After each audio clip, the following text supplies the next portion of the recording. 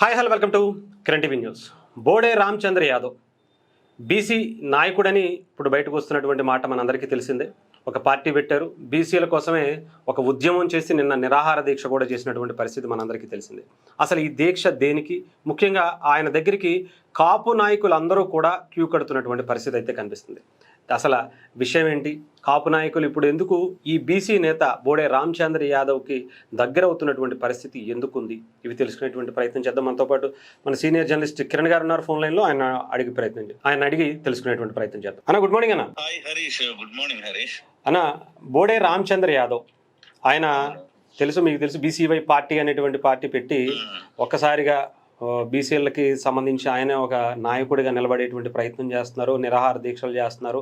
ఆయన దగ్గరికి కొంతమంది కాపు నాయకులు అందరూ కూడా అదే పనిగా దాసరి రాము గారు కావచ్చు, వంగవీటి ఆశాకిరణ్ కావచ్చు, కొంతమంది కాపు నాయకులు అదే పనిగా సాయి సుధాకర్ నాయుడు గారు లాంటి వ్యక్తులు వీళ్ళందరూ కూడా అదే పనిగా ఆయనకి సంఘీభావం తెలిపేటువంటి ప్రయత్నం చేస్తున్నారు. అసలు ఎందుకు, ఏం జరుగుతుంది?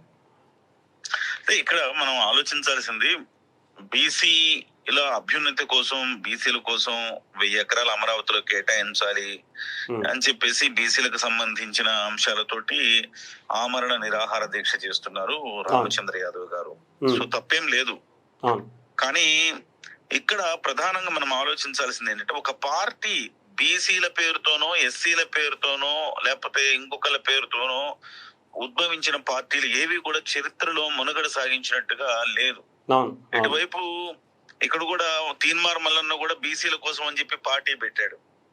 సో ఒక వర్గం ఓట్లేస్తేనో, ఒక కులం ఓట్లేస్తేనో రాజకీయ పార్టీలు గెలిచేస్తాయి, లేకపోతే రాజకీయ పార్టీలు అధికారంలోకి వస్తాయంటే ఇది మరి అత్యధిక శాతం ఉన్న కాపులు పెడితే కూడా కుదరలేదు కదా.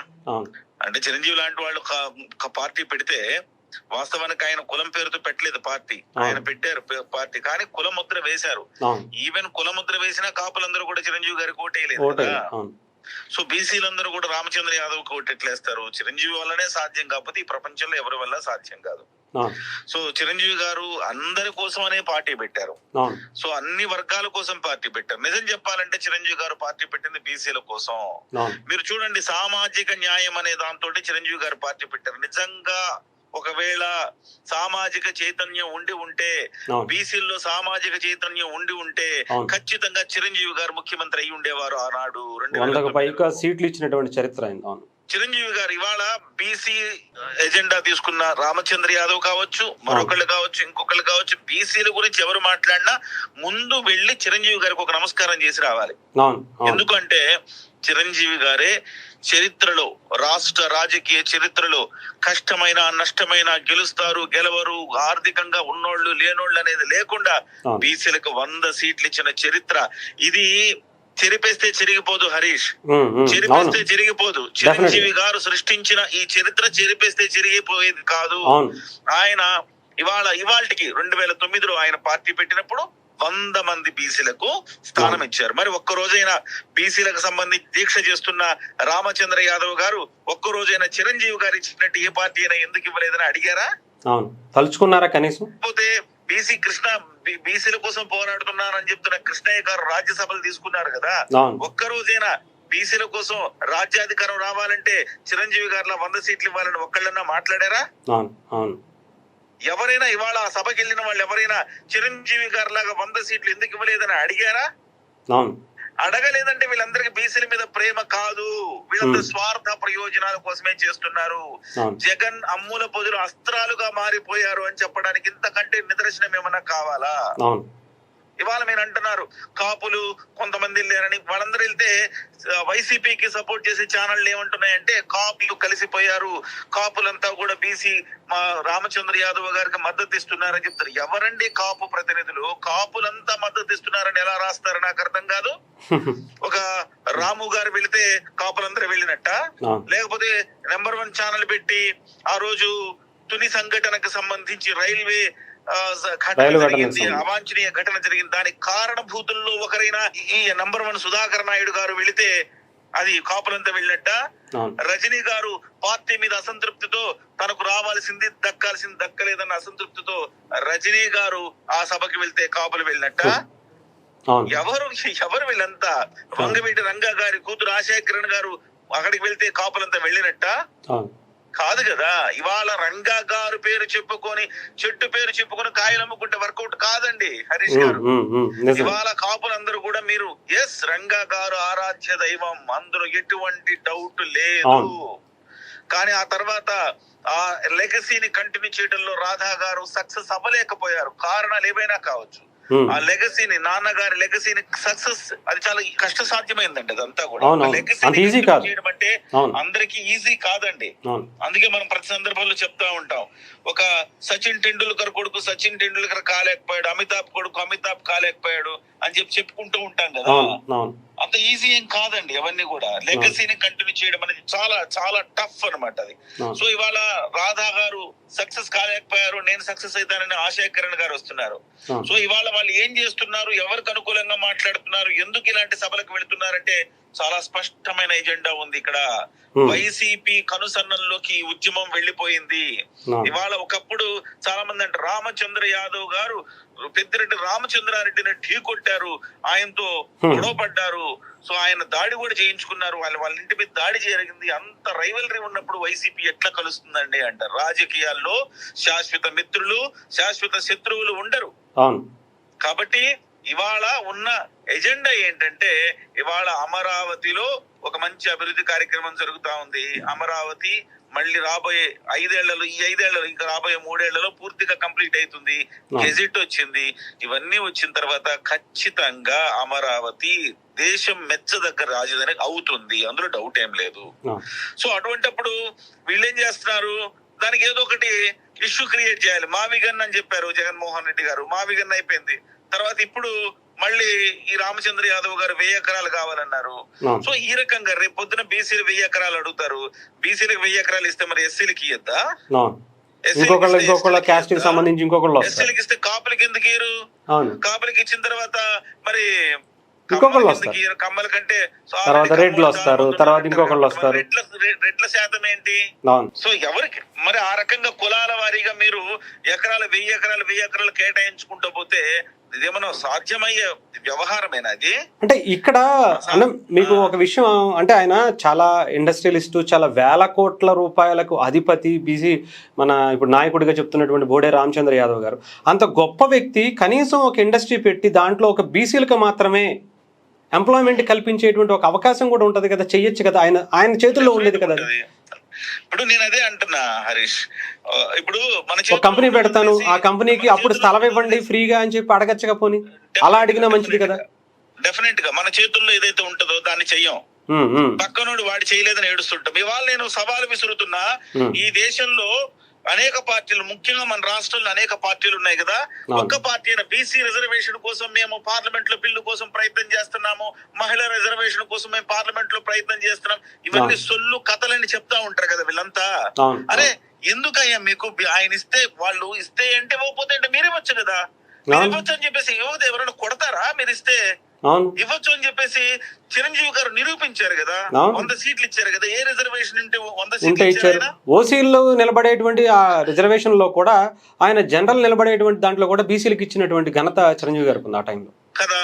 రామచంద్ర యాదవ్ గారు పార్టీ పెడితే అభ్యర్థులు దొరకరు, పార్టీ పెట్టారు, అభ్యర్థులు దొరకరు. 2024లో ఎన్ని స్థానాల్లో పోటీ చేశారండి ఆయన? ఎంతండి ఆయన ఏం సాధించారండి? 2020 బీసీలు ఎంతమంది ఆయనకి సపోర్ట్ చేశారు, ఎంతమంది ఓట్లు వేశారు, సపోర్ట్ చేశారండి ఆయనకి? మహామహులే ఇక్కడ చిరంజీవి లాంటి వాళ్ళు, ఇంతకు మించిన ఎగ్జాంపుల్ అవసరమే లేదు. చిరంజీవి గారే బీసీలకు 100 సీట్లు ఇచ్చారు. కానీ ఆ వేల్ట్ నుంచి 2009 నుంచి 2014 వరకు, అంతకు ముందు కానీ భారతదేశ చరిత్రలో నాకు తెలిసి ఆంధ్రప్రదేశ్ చరిత్రలో లేదు, ఉమ్మడి ఆంధ్రప్రదేశ్ కానీ ఆ తర్వాత కానీ ఎవరైనా అడిగారు? 2019 నుంచి 2014 వరకు ఎవరైనా 14లో చిరంజీవి గారు ఇచ్చినట్టు ఎందుకు ఇవ్వరని బీసీ నాయకులు ఎవరైనా అడిగారు? బయటకు వచ్చి అడిగారు. వాళ్ళ ఎంపీ సీట్లు, రాజ్యసభ సీట్లు తీసుకుని వెళ్ళిపోతారు కానీ ఎవరు అడిగిన వాళ్ళు లేరు. 2014 నుంచి 2019 మధ్య కాలంలో ఎవరైనా దీక్షలు చేశారండి? 100 సీట్లు కావాలి మాకు బీసీలకు, చిరంజీవి గారు చేశారుగా, మీరు ఎందుకు చేయలేరని అడిగారా? ఒక్కళ్ళకన్నా నోరుందా? లేదు.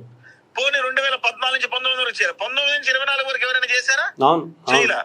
ఇవాళ కూటమి ప్రభుత్వం అభివృద్ధి చేస్తుంది, అమరావతిని కడుతోంది, అంతా బాగుంది, ఎవ్రీథింగ్ ఈస్ గోయింగ్ ఫైన్ అనుకున్నప్పుడు ఖచ్చితంగా ఏదో ఇష్యూ చేయాలి. ముద్రగడ అవుట్డేటెడ్ అయిపోయాడు, ఎవరు వినే పరిస్థితిలో లేరు ఆయన మాట. ముద్రగడ చెంబులు కొట్టాడు, తప్పేళాలు కొట్టాడు, అన్ని వాయించాడు. సో అంతా అవుట్డేటెడ్ అయిపోయాడు. ముద్రగడ చీకేసిన తాటు పెంకులాగా మారిపోయాడు. ఇవాళ ముద్రగడని పట్టించుకునే వాళ్ళు ఎవరు లేరు. సో ఇవాళ కొత్త వాళ్ళు రావాలి. ఆ కొత్త వాళ్ళు ఎవరు? రామచంద్ర యాదవ్ గారు దొరికారు. ఆంధ్రప్రదేశ్ కు ఒక కొత్త నాయకుడు దొరికాడు అనమాట.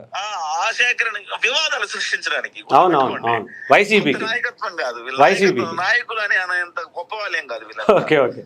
నేనేమంటున్నానంటే ఆశాకిరణ్ అన్నారు, ఆశాకిరణ్ వచ్చేసారు, ఆశాకిరణ్ భవిష్యత్ ఆశాకిరణము కాపుల్లో ఏంటంటే కాపులు ఒక్కళ్ళు అనుకుంటే రాజ్యాధికారం వస్తుంది? కాపులు ఒక్కళ్ళు ఓట్లు వేసుకుంటే వస్తుందండి?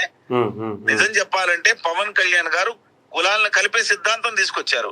బీసీలను కాపులను కలిపితేనే ఇవాళ 2024లో ఈ రిజల్ట్ వచ్చింది. వీళ్ళు కొత్తగా వెళ్ళేసి వీళ్ళేం కలపక్కర్లా. ఆల్రెడీ ఆయన బీసీలని కాపుల్ని ఎస్సీలని అంతా కలిపి ఒక్కటిగా చేసి ఇవాళ గోదావరి జిల్లాలో ఆ రిజల్ట్ తీసుకొచ్చారు. మీరు చూడండి, అమలాపురంలో ఎస్సీలకి కాపులకి ఇష్యూస్ ఉన్నాయి, తర్వాత ఇంకొక చోట సెట్టిబలిజలకి తర్వాత ఇష్యూస్ ఉన్నాయి. ఇష్యూస్ అన్నింటినీ సార్ట్అవుట్ చేసి కులాలను కలిపే సిద్ధాంతం అని చెప్పి దేశంలో ఒక కొత్త ట్రెండ్ సృష్టించింది ఎవరు? పవన్ కళ్యాణ్ గారు. దేశంలో 100 సీట్లు ఇచ్చి కొత్త ట్రెండ్ సృష్టించింది ఎవరు? బీసీలకి చిరంజీవి గారు. సో వీళ్ళిద్దరిని స్టేజ్ మీద కూర్చొని వీళ్ళిద్దరిని విమర్శిస్తారా? వీళ్ళిద్దరిని బూతులు తిడతారు, పైగా బూతులు తిడతారా వీళ్ళిద్దరిని? మీరు పవన్ కళ్యాణ్ కాదు ఇంకో కళ్యాణ్ అని చెప్పేసి ఎవరినో ఒక ఊరు పేరు తెలియ నాయకుడిని ఒక బజ్జాగాన్ని తీసుకొచ్చేసి స్టేజ్ మీద ఎక్కించి మీరు బూతులు తిడతారా? మీకు కనీసం సిగ్గు శరం ఉండాలి. సో చిరంజీవి గారు చేసిన గొప్ప పనిని ప్రశంసించేందుకు నోరు రాని మీరు బోడే రామచంద్ర యాదవ్ అనేటువంటి వ్యక్తిని పరిచయం చేసిందే పవన్ కళ్యాణ్ గారు లాంటి జనసేన పార్టీ. ఎగ్జాక్ట్లీ రామచంద్ర యాదవ్ ని ఎవరు పరిచయం చేశారు? రాజకీయాల్లో అవకాశం ఇచ్చింది ఎవరు? ఈ బీసీ నాయకుడు అని చెప్పేటువంటి వ్యక్తికి. చంద్రారెడ్డితో నీకు గొడవలు ఉన్నాయి, సెల్ఫ్ ఎజెండాస్ ఉన్నాయి. ఆ ఎజెండాలు నిరూపించుకోవడానికి నువ్వు ఇవాళ ఏం చేసావు? సొంతంగా పార్టీ పెట్టుకున్నావు, నీ దగ్గర డబ్బులు ఉన్నాయి, పార్టీ పెట్టుకున్నావు, ఎవరు కాదనరు.